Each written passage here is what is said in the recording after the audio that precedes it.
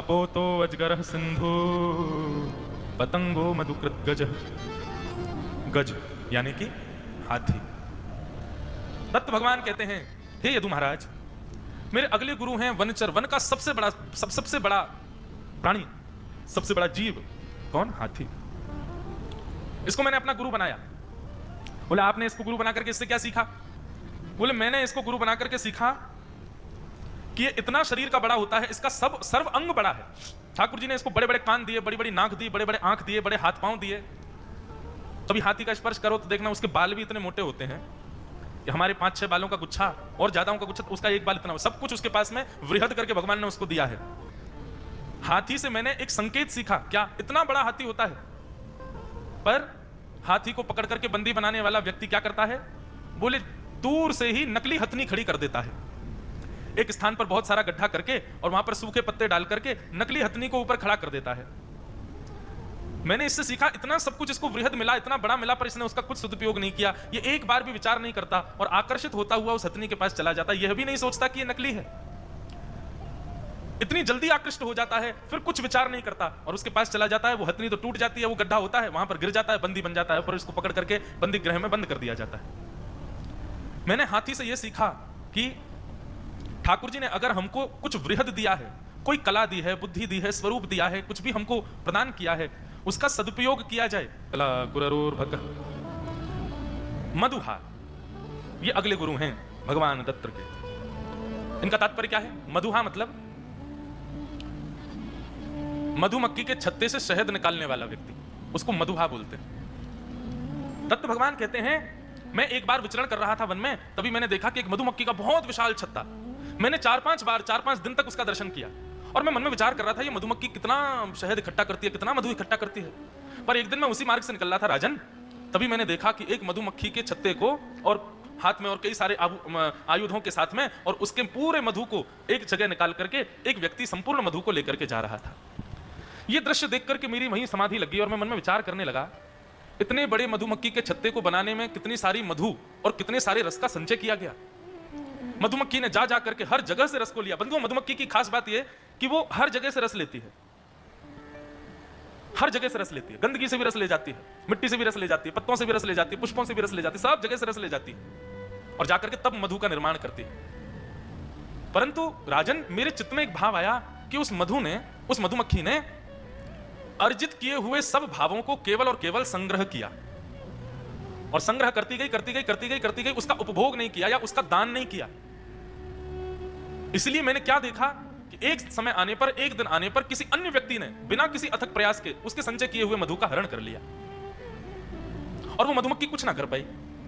उस दिन मैंने उस मधुहा को, शहद निकालने वाले को अपना गुरु बनाया।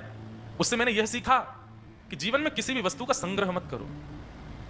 जो मिल जाए, जो प्राप्त हो, यदि वो योग्य है तो उसका तुरंत जीवन में समन्वय करना चाहिए। संग्रहित करने से सदा हम इस भय में भी रहते हैं कि जो मैंने संग्रह किया है कहीं ये कोई ले ना जाए, कहीं इसका कोई हरण ना कर ले, और फिर नित्य भावना मन में आती है कि कल इसका उपभोग करूंगा, लेकिन थोड़ा सा और बढ़ा लूं, कल इसका उपभोग करूंगा, थोड़ा सा और बढ़ा लूं। संग्रहित वस्तु देख करके और बढ़ाने की इच्छा पैदा होती रहती है और वही एक दिन इतना हो जाता है कि एक दिन आकर के उसका कोई हरण कर लेता है। दत्त भगवान के अगले गुरु का नाम है हिरण। दत्त प्रभु कहते हैं, मैंने हिरण से क्या सीखा? बोले उसके पास गति बहुत है। बहुत ध्यान सुनना, हिरण के पास गति बहुत है, बहुत तेज दौड़ता है और संकट आने पर वो उसकी गति और 4 गुनी हो जाती है। पर वह अपने कान का इतना कच्चा होता है। एक दिन मैंने कथा में बताया था ना, वो श्लोक पंडित जी ने लाके मंच पे दिया था, उसमें 5 उनके बारे में, कुरंग मातंग पतंग भृंग मीना हता पंच भिरेव पंच नर प्रमादी सकथे न हन्यते ये सेवते पंच भिरेव पंच। तो वहां पर हिरण का नाम भी आता है। हिरण के पास गति होती है, हिरण के पास उसकी गति और दुगनी हो जाती है जब उसके ऊपर आक्रमणकारी कोई जानवर आता है। परंतु वह हिरण अपने कान का कच्चा होता है। कैसे कच्चा होता है? यदि उसको मधुर संगीत सुना दिया जाए, उसको मधुर स्वर सुना दिया जाए, तो वह गति होने के बाद भी खिंचा चला जाता है उस ध्वनि की ओर, और उस ध्वनि करने वाले व्यक्ति के मन में तो भाव है उसका हरण करना, उस हिरण को बंदी बना करके उसको ले जाना, शिकार करना। परंतु वह इस बात को समझ नहीं पाता और गति होने के बाद भी एक शरेरा उसका स्वरूप होता है, बहुत पतला दुबला होता है हिरण, कहीं से भी भाग सकता है, कहीं भी कूद जाता है, नदियां भी पार कर जाता है, इतनी तेज छलांग होती है उसकी। लेकिन इतने सब गुणों से युक्त होने के बाद भी वो अपने कान का कच्चा होता है और उस स्वर के प्रति अधीन हो जाता है। और इतना अधीन, इतना तल्लीन हो जाता है उस स्वर के प्रति कि वह शिकारी उसको बंदी बना लेता है और उसके बाद भी वो अपनी गति का प्रयोग नहीं कर पाता। तो मैंने यहां पर यह सीखा कि व्यक्ति को सर्वगुण प्राप्त हैं, गति प्राप्त है, शरीर स्वरूप सब कुछ उसका बढ़िया है, परंतु वह अपने कानों को योग्य सुनने वाले भाव नहीं प्रदान करता है तो उसकी गति हिरण जैसी हो जाती है। कानों को सुनने के लिए सद्भाव केवल और केवल हरि चर्चा है। बंधुओं, कानों के पास भी संग्रह और निवृत्ति के भाव होते हैं। संग्रह और त्याग का गुण कानों में भी होता है। भगवान के अगले गुरु हैं मीन, यानी कि मछली। मछली को मैंने अपना अगला गुरु बनाया। अब निश्चित है मछली से क्या सीखा होगा। एक बात तो अभी अभी हमने बता दी आपको कि मछली इतना प्रेम करती है अपने जलाशय से कि वो उस जल के अतिरिक्त कितनी भी बहुमूल्य वस्तु का उसको प्रलोभन दिया जाए, वो उस जल का त्याग नहीं कर सकती। हमको कृष्ण भक्ति के अलावा कोई कितना भी अपनी ओर आकर्षित करे, अरे यहां ले चलेंगे, तुमको वहां घुमा लाएंगे, तुमको ऐसा कराएंगे, तुमको ये पहनाएंगे, तुमको ये से खिलाएंगे, चाहे वो कितने भी श्रेष्ठ हो, हमको नहीं चाहिए। हमको ऐसे ही रहना है, हम ठाकुर जी के हैं, इसी बात में हमको अत्यंत प्रसन्नता है। तो मछली का पहला गुण कि वो जिससे जीवित है, जिसकी वजह से जीवित है, लाख कोई कोशिश करे उसका त्याग नहीं करती। हम किससे जीवित हैं? ठाकुर जी से जीवित हैं। ठाकुर जी ही हमारे सर्वोपरि हैं। किसी के मैं लेख पढ़ रहा था, उन्होंने ये वर्णन किया था कि हर मत्स्य का, हर मछली का यह लक्ष्य होता है। जैसे हमारा लक्ष्य है कि हमें वैकुंठ चाहिए, ऐसी हर मछली का लक्ष्य होता है कि मैं एक दिन महासागर में मिलूं और महासागर में जाकर के उसका आनंद लूं, वो विशालता, वो गंभीरता, वो गहरापन उसका नापूं, उसमें जाऊं, उसमें जाकर के अपना जीवन यापन करूं। पर बहुत कम प्रतिशत ऐसी मछलियां होती हैं जो स्रोत पर जन्म लें, मतलब जहां से नदी निकली है और वहां से सागर तक पहुंच जाए। बहुत कम मछलियां होती हैं। हम आप सब भी तो ऐसे ही हैं। ये संसार हमारा स्रोत है, यहां से हम प्रकट हुए हैं और महासागर श्रीमन नारायण है, उनमें जाकर के हमें विलीन होना है। यही हमारा उद्देश्य है। उसके लिए हमें क्या करना चाहिए? मछली हमें सिखाती है कि जिससे जीवित हो, जिसकी वजह से तुम हो, उसका कभी त्याग मत करो। और कोई कितना भी प्रयास करे, अगर तुमको उससे दूर कर दे तो एक ही ऑप्शन है तुम्हारे पास में, क्या? प्राण त्याग दो अपने। पर कृष्ण विमुख कभी मत हो। हम कृष्ण विमुख नहीं हो सकते। मछली यह उदाहरण देती है कि हम भले ही महासागर में ना मिल पाए, भले ही हमें मुक्ति ना मिले, लेकिन जीवन भर यदि कृष्णाश्रित रहेंगे तो हम ये रहेंगे कि हमने अपने जीवित होने का लक्ष्य पूर्ण किया है। हमने कम से कम कृष्ण को भजा तो है। उनके लिए गुरु का नाम है पिंगला। यदु महाराज बोले, भगवान ये पिंगला कौन है? तब श्री दत्तात्रेय भगवान प्रसन्न मुद्रा में बैठे हैं और यदु महाराज से कह रहे हैं कि सुनकर के आश्चर्य तो होगा, लेकिन ये मेरी गुरु है। कौन है? बोले एक नगर की वैश्या है, उसका नाम है पिंगला। इसको मैंने अपना गुरु मान लिया है। बोले आपने वैश्या से क्या सीखा?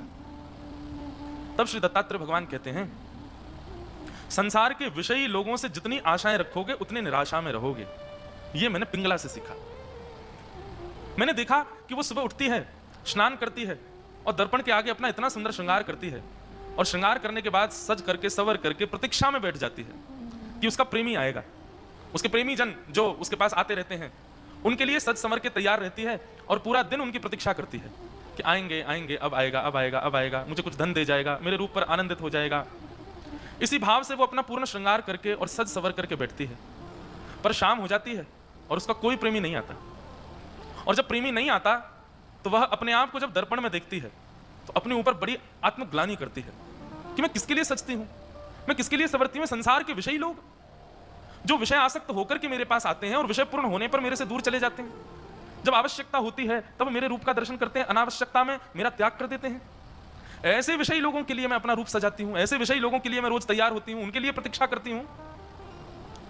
मन में विचार करते हुए सोचती है, यदि यही भाव श्रृंगार का, प्रतीक्षा का, उत्सुकता का यदि मैंने श्री राघव जी के प्रति किया होता, राम जी के प्रति किया होता, तो मेरा यह भाव ही भक्ति बन जाता और ये विषयी जीव तो आया नहीं कभी, पर राम जी जरूर मेरे समीप आ जाते। उस दिन वो मन में विचार करती है कि इतनी प्रतीक्षा, इतनी उत्कंठा, इतनी लगन, इतनी ललक यदि राम जी से मिलने की हो, ऐसा तो नहीं है कि उत्कंठा मेरे अंदर नहीं, उत्कंठा तो है। ऐसा तो नहीं है कि मैं प्रतीक्षा करना नहीं जानती, मैं प्रतीक्षा भी करती हूं। ऐसा तो नहीं है कि मुझे श्रृंगार करना नहीं आता, श्रृंगार भी करती हूं। पर किसके लिए करती हूं? जिन लोगों के लिए करती हूं उनका स्वभाव गुण तो अत्यंत पापनीय है। काश यही सब भाव मैंने श्री राघव जी के लिए किए होते, राम जी के लिए प्रस्तुत किए होते, तो आज प्रभु श्री राम मेरे सन्मुख खड़े होते। मैंने पिंगला से यह सीखा यदु कि सांसारिक लोगों से, सांसारिक भोगों में लीन लोगों से कभी कोई आशा मत रखो।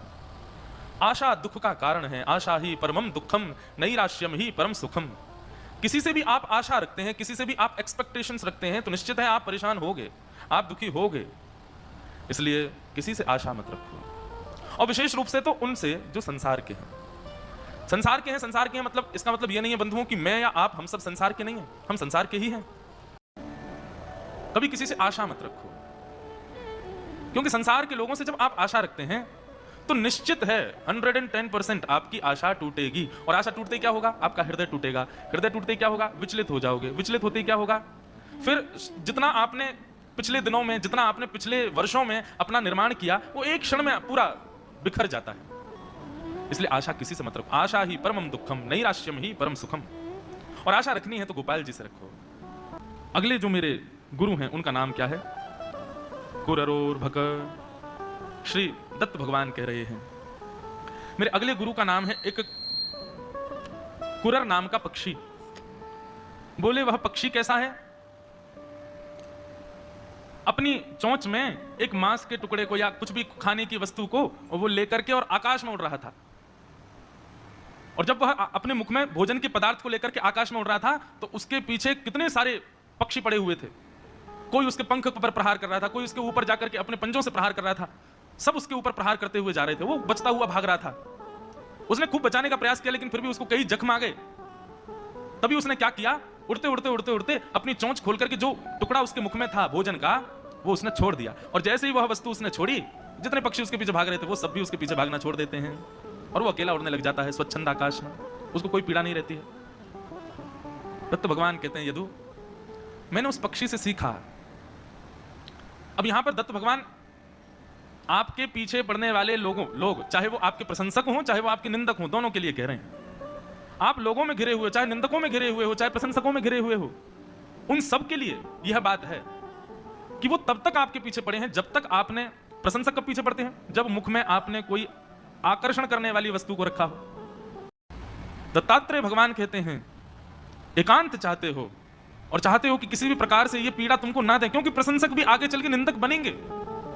ये बात बिल्कुल सत्य बंधु कि आज जो आपकी प्रशंसा कर रहे हैं, आज जो आपको प्रणाम कर रहे हैं, आज जो आपको वंदन कर रहे हैं, कल आपकी एक चूक होने पर वही आपको गालियां भी देंगे, वही आपका विरोध भी करेंगे, वही आपके विरोध के लिए आएंगे भी। उसके लिए क्या करो? बोले उन सबको आकर्षित करने वाली जो वस्तु तुमने अपने पास रखी है उसका प्रकाश बंद करो, उसको प्रकाशित मत करो, या फिर उसका त्याग करो।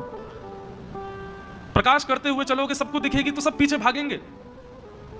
या तो उसको अदृश्यमान कर लो या फिर उसका त्याग कर दो। ये दो ही कारण है। उससे मैंने यह सीखा कि जैसे ही हम वस्तु का त्याग कर देते हैं जिसके प्रति सब लोग भाग रहे थे, उसका त्याग करते ही सब लोग पीछा छोड़ देते हैं और फिर हम एकांत में आ जाते हैं। फिर हमें बचना नहीं है किसी से, हमको भागना नहीं है, हम आराम से अपना जीवन जी सकते हैं।